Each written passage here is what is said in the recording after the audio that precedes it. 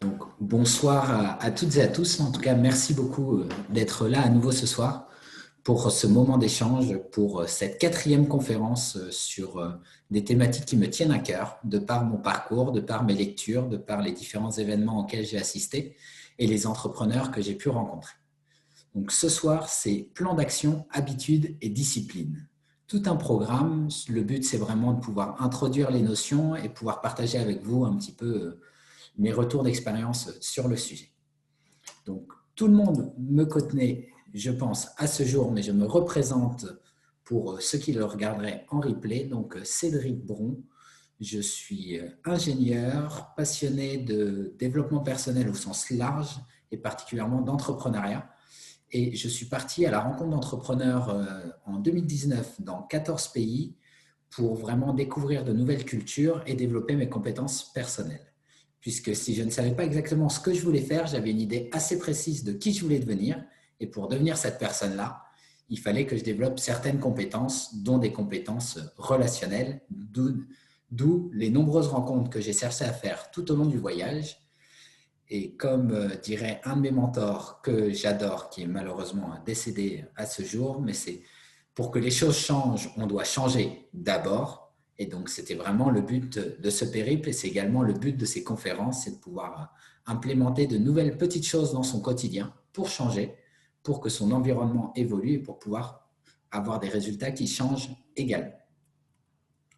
Donc, aujourd'hui, c'est la quatrième des conférences qui sont toutes indépendantes, mais un petit peu reliées également, puisque d'abord, on a commencé très large sur identifier ses rêves, accepter ses différences pour oser aller poursuivre ses rêves, ensuite comment les financer, réfléchir un petit peu plus aux bonnes pratiques, et pour finir, quel plan d'action mettre en place pour les réaliser ces rêves, puisque une fois qu'ils sont identifiés, que vous êtes sentez capable de le faire et que vous avez les finances pour, mais que fait-on?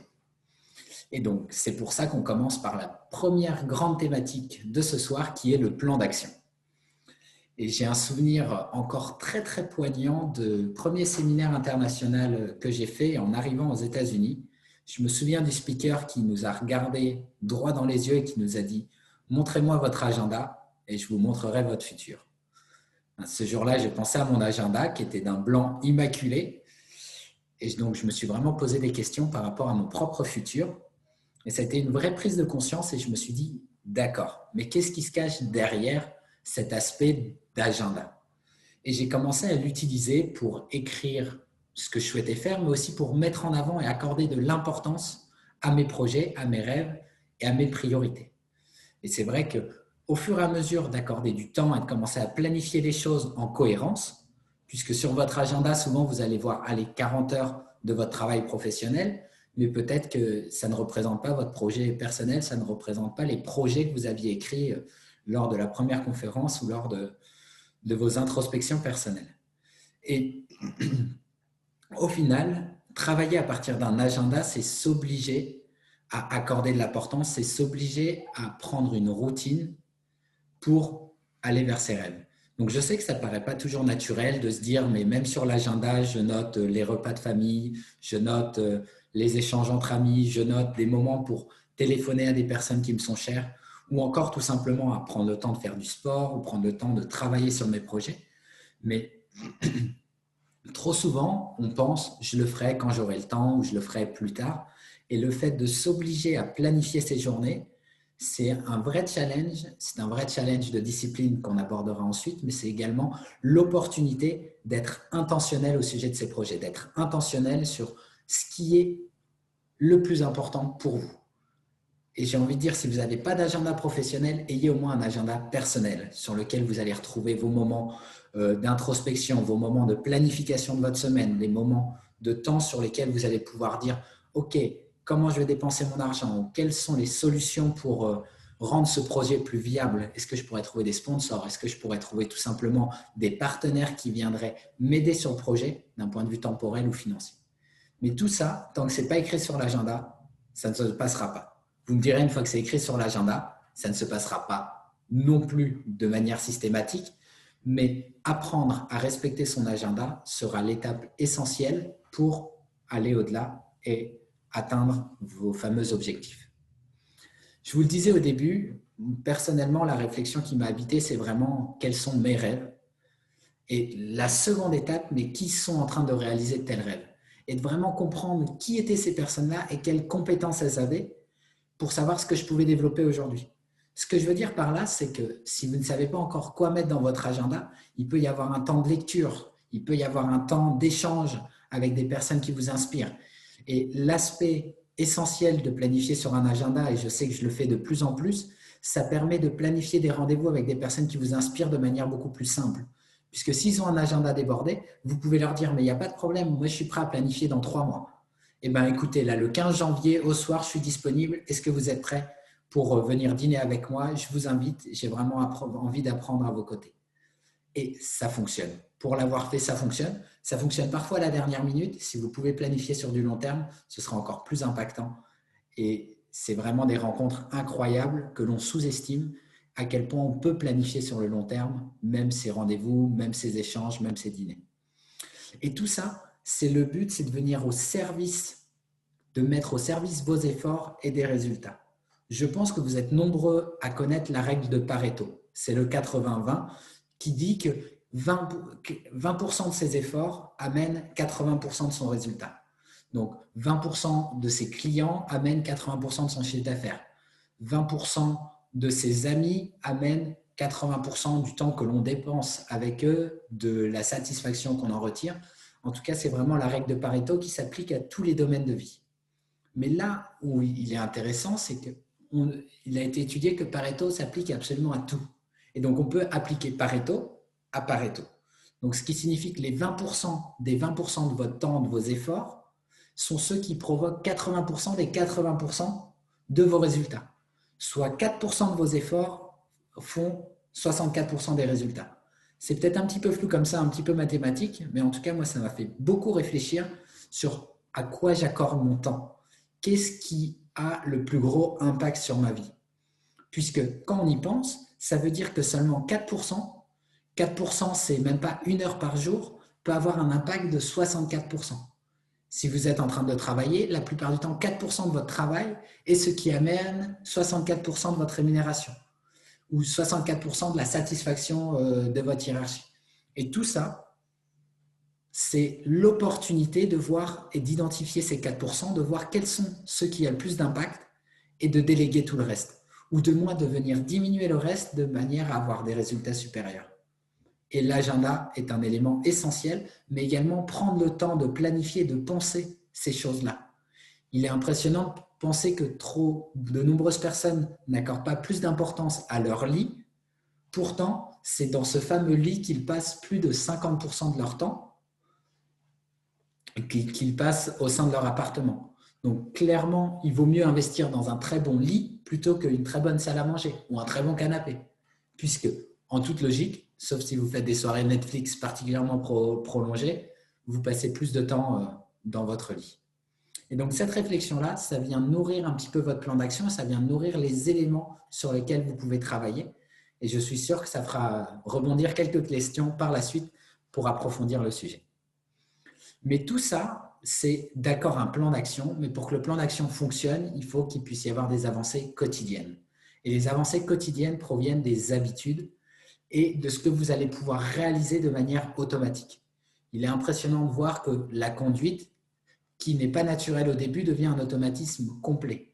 Et quand on prend ces habitudes-là, quand ça devient une seconde nature, au final, on perd beaucoup moins d'énergie et on lutte contre la fatigue décisionnelle.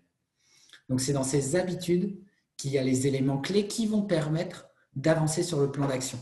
Puisque trop souvent, on se dit « je suis très motivé, allez, je bosse à fond pendant 10 heures ce jour-là ». Et ensuite, on est tellement fatigué ou on est tellement irrégulier qu'on n'a pas envie de travailler pendant les 6 mois qui viennent. Et donc, il est beaucoup plus intelligent et beaucoup plus performant de travailler 10 minutes par jour sur un sujet qui vous tient à cœur plutôt que de travailler 10 heures d'un coup et derrière ne plus jamais y retoucher. Et donc, tout ça passe par les habitudes.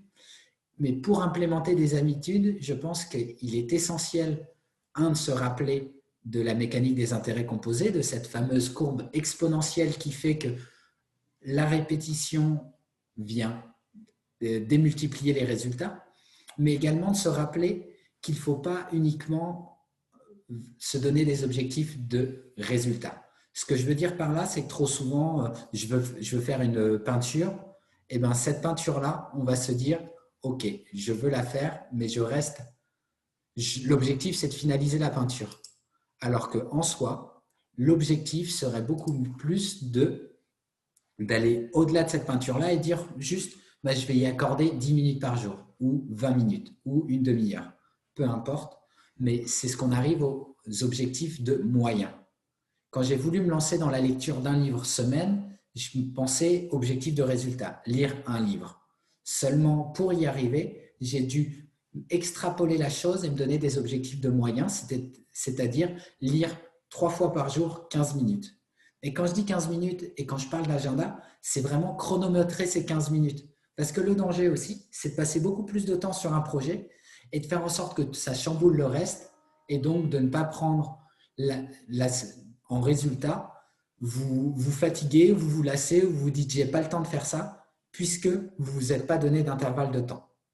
En plus, ce fameux intervalle de temps, et ce qu'on appelle la loi de Parkinson, c'est que plus on a de temps pour faire quelque chose, plus on en prendra. C'est vrai que pour la petite anecdote, et c'est peut-être pas très sérieux, mais j'avais pas eu le temps de faire mes slides avant cette conférence, et le fait d'avoir juste 1 heure pour le faire, je sais que j'ai réussi à le faire en 1 heure. J'aurais eu 3 heures, je sais que je l'aurais fait en 1 heure, en 3 heures.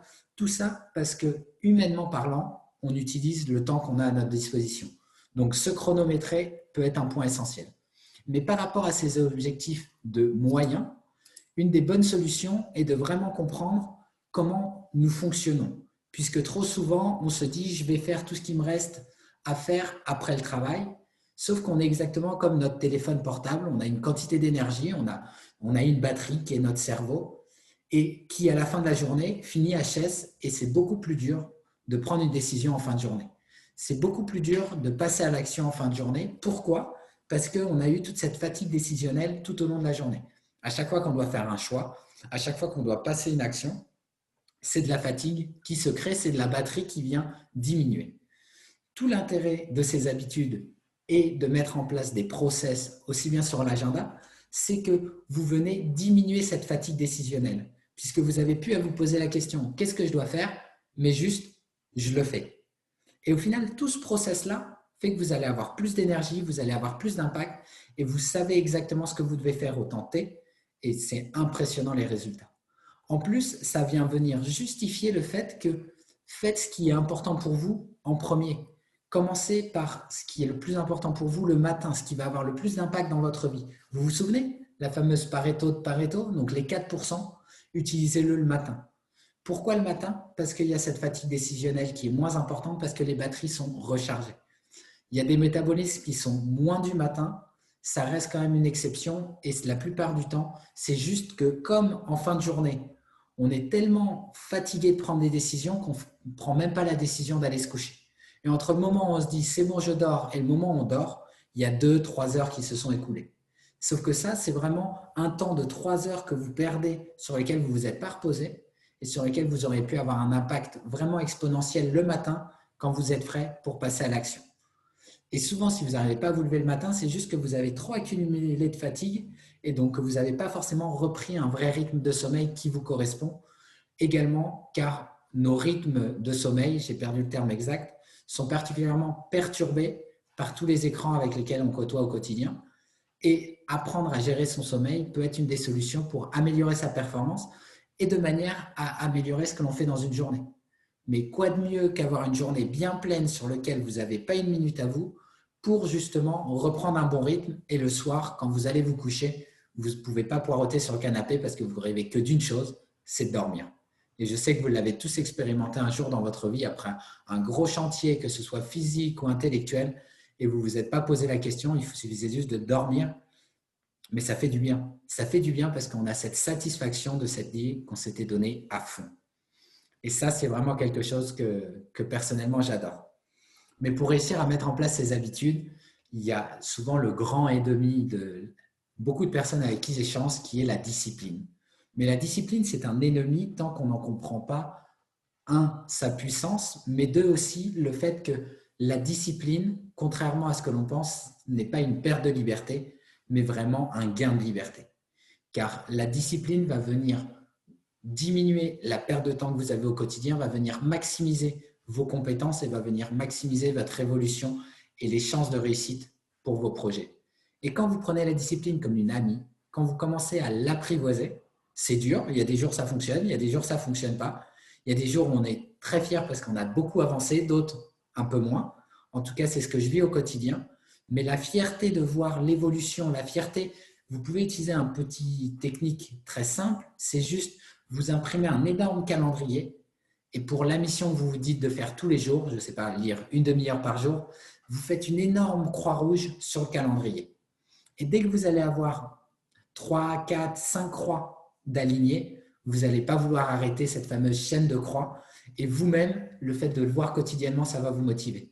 Pourquoi? Parce qu'à chaque fois que vous allez faire une croix, à chaque fois que vous cochez quelque chose sur votre to-do list, vous sécrétez en fait de la dopamine. Et la dopamine, c'est une drogue, mais c'est la drogue du plaisir, c'est la drogue de la satisfaction. Il n'y a pas forcément besoin d'aller dans les drogues pour la recevoir, mais en tout cas, c'est une des petites techniques toutes bêtes, mais qui permet vraiment d'avoir cette satisfaction-là. Et votre ego vous dira « Ah, j'ai pas envie de m'arrêter maintenant que j'ai ce calendrier qui est super beau, il y a des croix partout, je dois vraiment continuer. » Mais tout ça, pour résumer, c'est vraiment la différence entre ce gamin qui joue au basket et un joueur des NBA. C'est vraiment la discipline qui fait la différence. Puisqu'il y a des millions de gamins qui jouent au basket, il y a des millions de personnes qui souhaitent devenir un champion professionnel. Et il y en a qui sont plus talentueux que d'autres. Mais clairement, pour devenir bon, le talent peut suffire. Mais pour devenir le meilleur, c'est absolument de la discipline et de l'entraînement. Est-ce qu'ils ont des vies qui ne leur correspondent pas? Non, mais ils ont fait des choix qui font qu'aujourd'hui, ils peuvent avoir la vie qu'ils espéraient, qu'ils rêvaient étant gamins. Et vraiment, la seule différence, c'est la discipline que j'adore vous partager aujourd'hui. Cette phrase m'a particulièrement marqué de Harvey Kerr qui disait que si on faisait le choix de faire ce qui était facile, la vie serait difficile, mais si on fait le choix de faire ce qui est difficile, on aura une vie facile.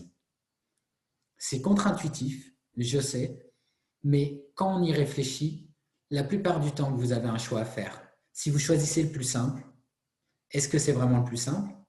Et surtout, le plus simple à court terme est souvent ce qui rend les choses difficiles. C'est plus simple de ne pas faire la vaisselle tout de suite. Pourtant, une fois qu'elle sera sèche, ce sera plus compliqué de la faire. Donc, vous vous rendez la vie plus difficile. Autre exemple, peut-être un peu moins, c'est plus simple de ne pas cuisiner et d'aller au McDo. Il y a plein de choses qui font que c'est plus simple, mais vous ne tenez pas votre budget. Mais derrière, si vous arrivez à prendre du plaisir dans le challenge et dans faire les choses plus difficiles aujourd'hui, c'est dur d'économiser, c'est dur de mettre en place un process qui fait que vous gérez vos finances. Par contre, c'est la seule solution pour avoir la liberté que vous souhaitez avoir ou du moins avoir le complément de revenu que vous souhaitez avoir, arriver à la retraite. C'est toutes ces choses difficiles au quotidien qui font que le process sera simplifié à l'avenir. Pour autant, si vous attendez et que vous ne savez pas ce que vous voulez faire aujourd'hui, le danger est que ça ait moins d'impact sur votre lendemain.